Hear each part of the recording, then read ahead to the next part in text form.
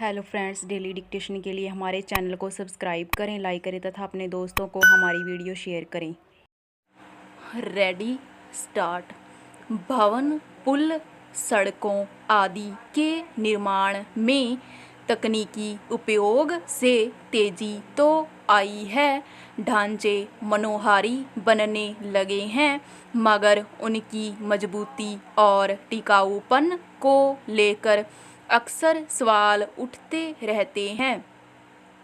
अब शायद ही कोई वर्ष बीतता हो जब बरसात में पुलों, सड़कों, नवनिर्मित भवनों के धंसने ढहने की खबरें न आती हों। ताज़ा घटना दिल्ली के इंदिरा गांधी हवाई अड्डे के टर्मिनल 1 की है, जहां गाड़ियों के ठहराव वाली जगह की छत ढह गई, जिसमें कई गाड़ियों को नुकसान पहुंचा।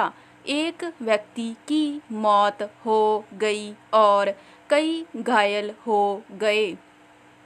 बताया जा रहा है कि बारिश की वजह से छत बैठ गई। यह तो इस मौसम की पहली बारिश थी, अभी पूरा मौसम बाकी है, इसलिए हवाई अड्डे की दूसरी छतों को लेकर भी लोगों में आशंका पैदा होना स्वाभाविक है।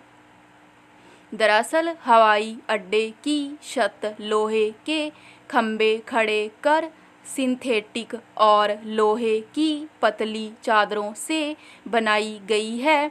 इस तरह जगह तो काफ़ी खुली हो गई है और सुंदर भी दिखती है, मगर इसके टिकाऊपन को लेकर कोई दावा करना मुश्किल है। यह कोई पहली इमारत नहीं है जिसमें इस निर्माण कला का उपयोग किया गया है। अब बहुत सारी सार्वजनिक जगहों पर जल्दी काम पूरा करने के मकसद से यही तकनीक इस्तेमाल होने लगी है। पहरा। दरअसल भवन निर्माण में कांच, लोहे, सिंथेटिक चादरों वगैरह का इस्तेमाल काफ़ी तेज़ी से बढ़ा है। इस तरह इमारतें जल्दी तैयार हो जाती हैं, मगर न तो यह भारतीय प्रकृति के अनुकूल है और न इन्हें लंबे समय तक टिकाऊ माना जा सकता है।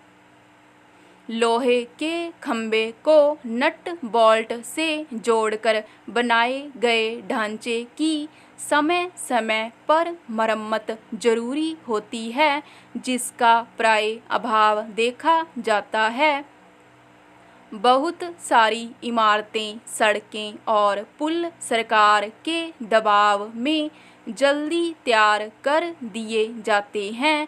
इस वजह से भी इमारतें जोखिम भरी साबित होती हैं।